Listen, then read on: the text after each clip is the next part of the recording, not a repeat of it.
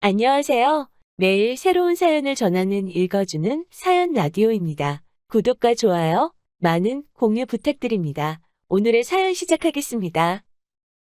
안녕하세요. 서울에서 작은 학원을 운영하고 있는 30대 여성입니다.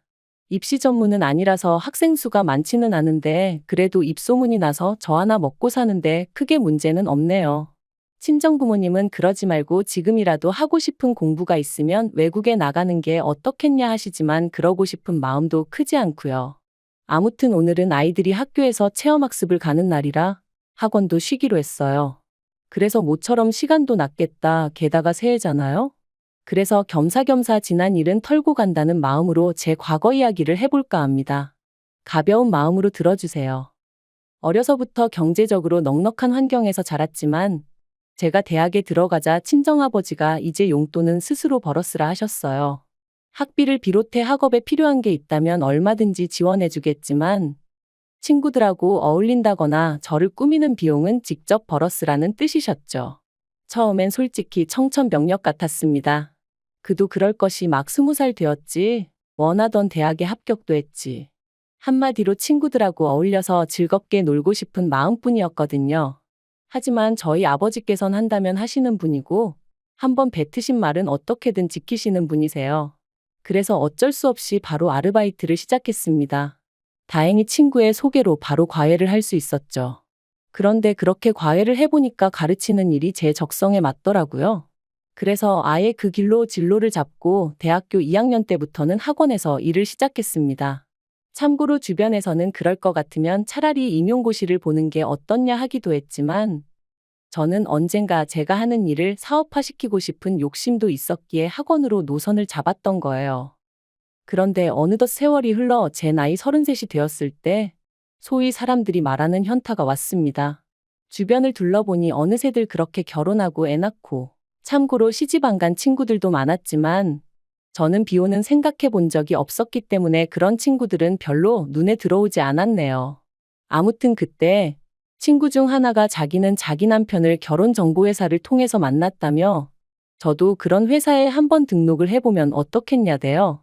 그러면 쓸데없이 시간 낭비는 안 해도 된다면서 말이죠. 그리고 그땐 그 친구가 저를 소개하면 소개비를 받는다는 건 꿈에도 상상을 못했기에 그저 친구가 정말 저를 걱정해서 해주는 말이라고 생각했어요.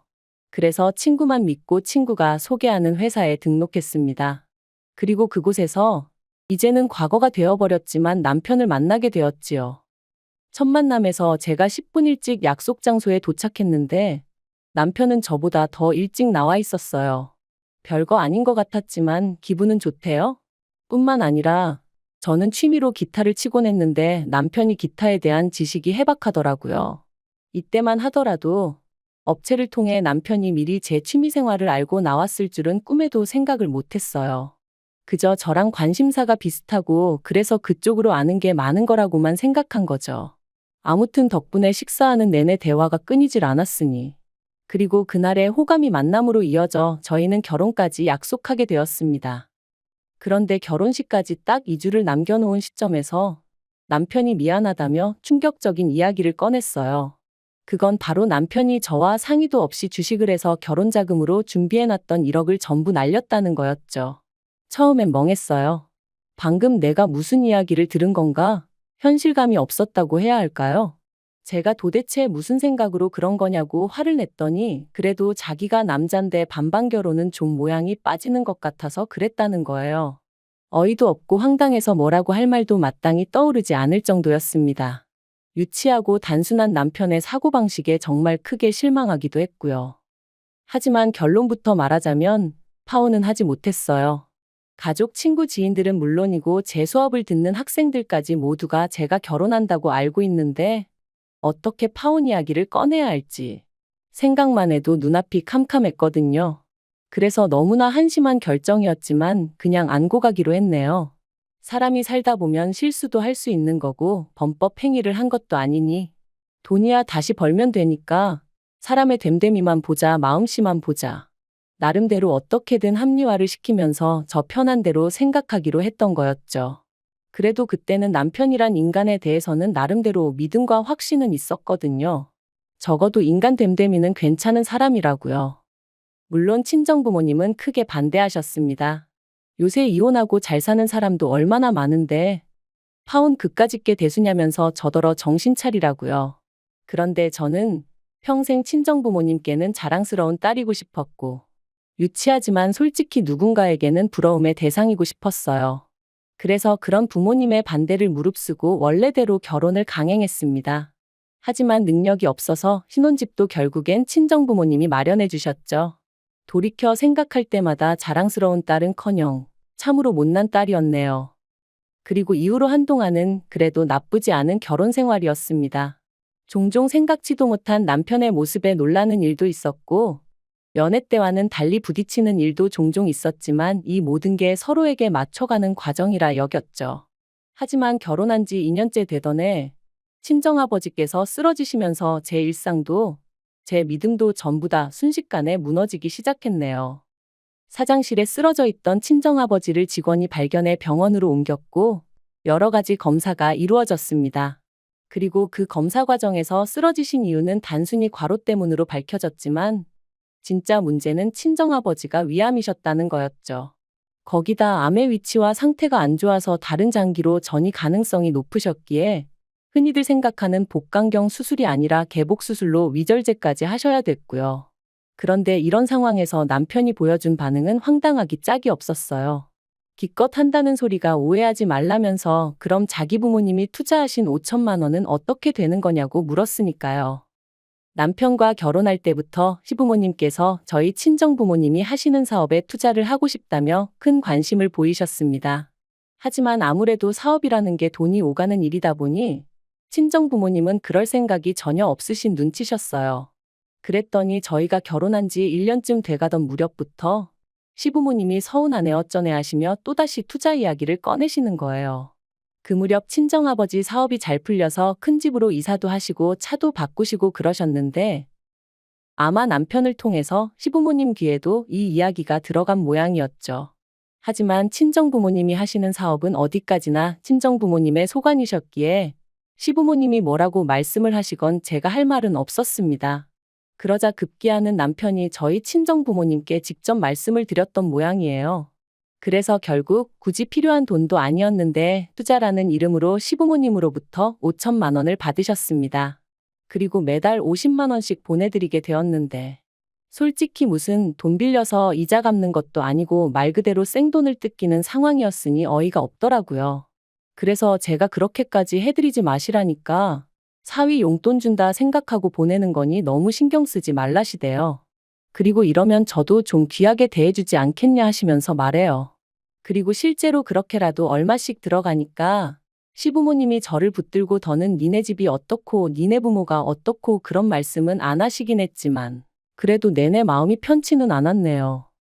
그런데 친정아버지가 위암 판정을 받고 나니 남편이란 작자가 대뜸 그럼 자기 부모님이 투자하신 5천만 원은 어떻게 되는 거냐며 사람을 들들 볶기 시작했습니다. 제가 친정아버지한테 말씀드려서 돌려준다니까 누가 돌려받자는 거냐면서 그래도 50만 원씩 들어오다 안 들어오면 시부모님이 당황해 하실 것 같다. 그래놓고 또 다음 날은 그래도 불안하니 돌려달라. 하루에도 몇 번씩 변덕이 죽을 듯하면서 사람 성질을 건드는데 정말 죽겠더라고요. 하지만 더 열받았던 건 그런 와중에 또 기어이 지난번과 마찬가지로 저 몰래 친정부모님을 찾아가 저한테 했던 것처럼 돈 타령을 했던 모양이에요. 황당한 건 친정아버지가 편찮으시게 되셔서 투자가 진행되지 못하는 거니까 1년치 이윤을 미리 더해달라며 총 5,500만 원으로 돌려달라고 했다나요? 남편과 시부모님의 경우 없고 되먹지 못한 셈법에 친정아버지가 정말 이골이 나더라며 그날 오후에 바로 계좌로 5천만 원만 보내주셨다 들었습니다. 그리고는 두 번 다시 투자니 뭐니 말도 꺼내지 말라 하셨다는 거예요. 한편 친정아버지의 병세는 눈에 띄게 호전되고 있었지만 아버지는 느끼신 바가 많으신 듯 했어요. 친정어머니가 하루아침에 혼자 될 수도 있다는 그런 걱정도 하게 되신 듯 했고요. 그러더니 하루는 저를 불러 하시는 말씀이 사업을 정리하고 싶으시다대요. 사실 마음 같아선 저에게 물려주고 싶지만 저는 아버지 사업에는 영 흥미가 없고 제가 하고 있던 일을 워낙 좋아하는 게 눈에 보이니 어쩌겠냐 하시면서요. 그리고는 앞으로는 어머니랑 전국 방방곡곡 산 좋고 물 좋다는 데 여행 다니며 좋은 거 먹고 재밌게 살고 싶으시다는데 그걸 어느 자식이 반대하겠어요? 제가 정말 잘 생각하셨다고 그렇게 하시라고 했습니다. 그랬더니 친정아버지께서 그렇게 되면 너한테 재산 많이 못 물려줄지도 모르는데 괜찮냐 물으시는 거예요. 깜짝 놀란 제가 한 푼도 안 물려주셔도 된다고, 이만큼 키워주시고 뒷바라지 해주신 것만으로도 너무 감사하니까 그런 말씀 마시라 했습니다. 그런데 이 사실을 알게 된 남편이 저더러 사업장을 물려달라고 하라는 겁니다. 제가 싫으면 자기가 이어받겠다고, 그리고 저희 친정부모님 돌아가실 때까지 자기가 극진히 부양하겠다면서 말이죠. 솔직히 그런 남편의 말에 100% 신뢰가 갔던 것은 아니에요. 연애 때만 하더라도 성실한 사람인 줄 알았는데 막상 결혼하고 옆에서 지켜보니 이리 뺀질 저리 뺀질, 눈에 보이는 수를 쓰는 게 하루 이틀이 아니었고 집에서 새는 바가지가 바뀌라고 괜찮을 리 없었죠. 그래서 전 처음에 남편의 그런 제안을 거절했어요. 그런데 남편이 사업이 제 거냐 어쩌냐 하더니 기어이 또 자기 발로 제 친정 부모님을 찾아가서는 자기를 믿고 사업을 물려달라 뭐 그런 소리를 했던 모양이 돼요.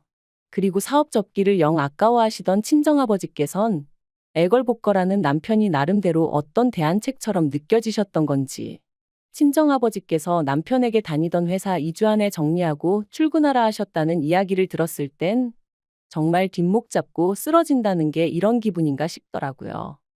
그런데 더 황당한 건 그렇게 남편이 제 친정아버지 회사에 출근을 시작하고 나서 어머님이 하신 말씀이었습니다. 다 키워놓은 아들을 저희 집에서 가로채 갔다며 속상하네 억울하네. 게다가 주변 친척분들에게는 저희 친정아버지 사업을 남편이 물려받기로 다 얘기가 되었다며 아들 없는 저희 집에서 횡재했다 그런 식으로 말씀을 하고 다니셨더라고요. 그런데 솔직히 남편이 일이나 잘했으면 모르지만 그것도 아닌 듯 했습니다. 친정아버지께서 저더러 너는 네 남편이랑 얘기하다 보면 속 안 터지냐 하시는데 그 한 문장에서 정말 많은 게 느껴졌을 정도니까요. 그래서 제가 왜 그러시냐, 무슨 일이라도 있었냐니까. 일을 시키면 배워서 할 생각은 안 하고 어떻게든 요령 피울 궁리만 한답니다. 그래서 누가 뭐라고 좀 하면 남자가 돼가지고는 텃세를 부리네 어쩌네 하면서 꽁에 있고 직원들이 사장사위가 벼슬이냐 그 비위도 맞춰야 하냐며 원성이 자자하다대요. 그리고 그날 밤 퇴근한 남편을 붙들고 회사 생활은 어떠냐 했습니다. 그러니까 기다렸다는 듯이 뭐 자기가 이렇게 지켜보니까 회사 돌아가는 방식의 문제가 한두 가지가 아니라는 거예요. 그러면서 저희 친정아버지가 마음이 약하신 건지 그렇게 안 봤는데 고과사 구분을 못 하시는 것 같다며 자기가 보기엔 아무 능력도 없으면서 월급만 따박따박 가져가는 직원들이 너무 많다고 죄다 모가지를 잘라야 하네 어쩌네 하는데 기도 안 차서 제가 남편더러 당신도 그런 우리 아버지 성격 덕분에 다닐 수 있게 됐다는 생각은 안 드냐 했어요.